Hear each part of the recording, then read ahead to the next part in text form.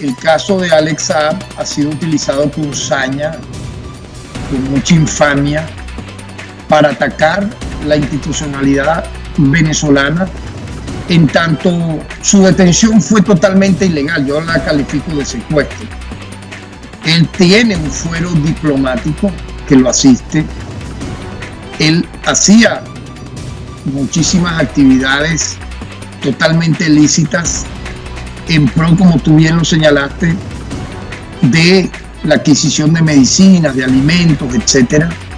Y en medio de una de esas actividades fue detenido de manera ilegal. Aquí empiezan las noticias de último minuto. Y mucha atención, porque Maduro y Rusia hacen peligrar el diálogo secreto que había empezado a establecerse con Estados Unidos en México por temor a Alex Saab. Tal cual lo están escuchando, amigas y amigos, el dictador chavista y Moscú tensaron al máximo las negociaciones con los sectores de oposición venezolana. El inminente traslado del colombiano a los Estados Unidos es la principal preocupación del Palacio de Miraflores en este momento. Cuando el pasado 8 de septiembre el Tribunal Constitucional de Cabo Verde autorizó la extradición de Alex Naim Saab Moram, la caja de Pandora del chavismo, el Palacio de Miraflores tembló, damas y caballeros. Era la última instancia que separaba al mágicamente próspero empresario colombiano, que como se sabe presta sus servicios y su nombre a Nicolás Maduro, de la extradición. Es el hombre al que más intentó proteger el régimen para impedir que su escala definitiva en los Estados Unidos se convierta en una declaración explosiva y definitiva sobre los túneles más oscuros del chavismo. Tanto conmovió a la jerarquía la detención de Saab en la isla africana el 12 de junio de 2020, que como si fuera uno de aquellos santos súbitos del cristianismo que son elevados a los altares celestiales de manera automática, recibió ciudadanía, pasaporte y el carnet de diplomático venezolano instantáneamente, damas y caballeros. ¿Qué tal les parece? Es que Caracas obra milagrosamente cuando está desesperado. Y es que, amigas y amigos, ironías del presente, mientras más de 6 millones de venezolanos emprendieron una diáspora dolorosa por el mundo, Maduro solo estaba preocupado por un flamante connacional, el más valioso de los migrantes, aislado en medio del Atlántico. En los últimos días, Miraflores intentó por todos los medios frenar al avión que llevaría al proveedor y, entre comillas, funcionario estatal, como así lo reconociera el fiscal general de Venezuela en una entrevista con un medio internacional, hasta Florida, colocando al colombiano frente a fiscales norteamericanos. A tal punto crece la tensión que las conversaciones en México podrían naufragar. Así están exponiéndolo en las pasadas horas tanto el chavismo como su principal interlocutor, vocero y socio en la mesa de diálogo, Rusia. Y es que fue Moscú 5 días atrás el primero que advirtió sobre la extradición del presunto testaferro a los Estados Unidos. Lo hizo mediante un comunicado firmado por uno de sus portavoces, María Zaharova. En él aseguran que la extradición del Tribunal Constitucional de Cabo Verde constituye una amenaza al diálogo en México. Días después, en una extraña parábola, señalaron que no querían condicionar las negociaciones. Consideramos que el enjuiciamiento penal de Alex Saab, quien tiene su estatus diplomático y realizó una misión humanitaria, tiene motivaciones políticas, así lo explicó el Ministerio de Relaciones Exteriores de Vladimir Putin. Una clara y explícita presión no solo a Cabo Verde, sino a quienes se sientan en la mesa mexicana. Se cree que la familia de Saab, el empresario Pandora, está radicada en Rusia. ¿Por qué tiene tanto interés el Kremlin en que no pise suelo norteamericano? ¿Qué teme que se conozca? Quizás se corra el velo cuando finalmente aterrice en Florida. También el abogado de Saab, el ex juez español Baltasar Garzón, compartió la misma línea de pensamiento que la diplomacia rusa. La decisión judicial sobre la extradición, dijo, puede incidir negativamente en México. Es encomiable cómo el magistrado multiplica sus horas de trabajo para defender al chavismo. La siguiente maniobra desesperada de Miraflores ocurrió este martes. Fue cuando sorpresivamente quisieron sumar al hombre de negocios recluido en la isla africana a las negociaciones con la oposición venezolana. Lo anunció así Jorge Rodríguez, el más importante delegado chavista en Ciudad de México. Argumenta lo mismo que los abogados de Saab, que es un diplomático. Propondrá a Noruega, Rusia y a los Países Bajos el nuevo nombre. La maniobra es la misma que hicieron las Fuerzas Armadas Revolucionarias de Colombia, FARC, cuando negociaba la paz con el gobierno de Juan Manuel Santos en el año 2012 y nombraron a Simón Trinidad como negociador en Cuba. Los delegados de la oposición venezolana rechazaron de plano el embate. Para más presión, cuando la noche se avecinaba en Caracas, el fiscal general del régimen anunció que se había abierto una investigación contra Juan Guaidó, presidente encargado y máxima figura de la oposición, por traición a la patria. Venezuela. Tarek William Saab dijo que además la causa tiene relación con usurpación de funciones, conspiración, hurto calificado de activos y asociación para delinquir. Pocos delitos quedaron fuera del Código Penal Criminal de Venezuela. Y es que la maniobra de escalar hasta la detención del líder opositor acabaría con las charlas mexicanas. De por sí que todo esto desde el principio ha sido un total circo, así que eso terminaría de acabar con todo. Es que uno de los principales puntos que se debaten allí es justamente la liberación de todos los presos políticos, suma que alcanza los 261 de acuerdo a Foro Penal, una organización que denuncia las violaciones sistemáticas a los derechos humanos por parte de la dictadura de Maduro. Pero damas y caballeros, se sabe desde un inicio, desde antes que iniciaran las negociaciones, que Nicolás Maduro no va a soltar a ninguno de estos presos políticos. Lo hizo con Freddy Guevara porque, bueno, es un político muy conocido a nivel internacional y por supuesto los ojos del mundo estaban puestos en él. Así que Nicolás Maduro solo lo liberó por conveniencia, pero del resto de presos políticos, por supuesto, allí van a continuar mientras Maduro esté en el poder. Pero ¿acaso se animará el chavismo a cruzar esa delgada línea roja que sería la detención de Guaidó ante los ojos del mundo? La otra extradición que preocupa a Miraflores, aunque por ahora fue neutralizada, es la de Hugo el Pollo Carvajal. El ex jefe de la Dirección de Contrainteligencia Militar de Hugo Chávez y Maduro fue detenido en Madrid el pasado 10 de septiembre. El traslado del general está en stand-by gracias al favor de un tribunal español que frenó el proceso. Los jueces de esa instancia son particularmente polémicos. Los favores judiciales hechos a un militar acusado de ser uno de los popes del cártel de los soles intrigan no solo en España, sino también en Estados Unidos. Quizás cuentan con la amistad de algún ex paladín de la justicia que recibe favores del chavismo. Carvajal también es una amenaza para toda la jerarquía chavista si comenzara a hablar ante la DEA. Esa oficina antinarcóticos norteamericana es la que le puso precio a su cabeza y lo encontró en Madrid escondido en un apartamento del que apenas salió durante 2 años. Había cambiado su aspecto físico y su rostro para que no lo reconocieran, al mejor estilo Joaquín el Chapo Guzmán y otros célebres narcos. Seguimos con los acontecimientos más importantes del día.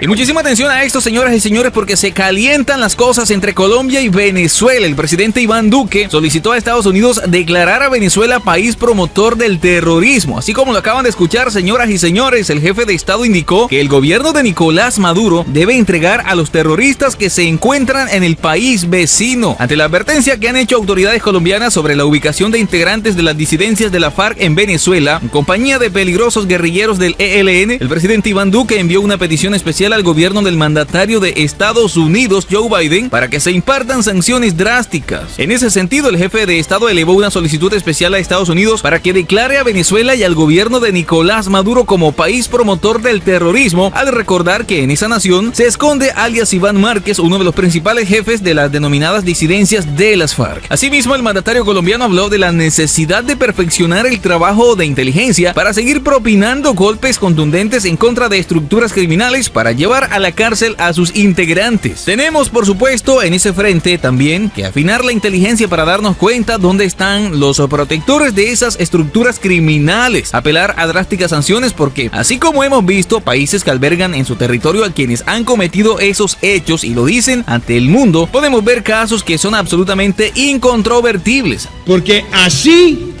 como hemos visto que hay países que albergan en su territorio a quienes han cometido esos hechos y además se arrogan la capacidad de hacerlo y lo dicen ante el mundo, hoy también podemos ver casos que son absolutamente incontrovertibles, embajador. Así lo sostuvo el presidente Iván Duque. Además, agregó el mandatario en su discurso: el grupo armado organizado 33, por dar un ejemplo, está protegido en territorio venezolano. Iván Márquez está en Venezuela, Romaña está en Venezuela, el Paisa está en Venezuela y tenemos también allá a Antonio García y a Pablito.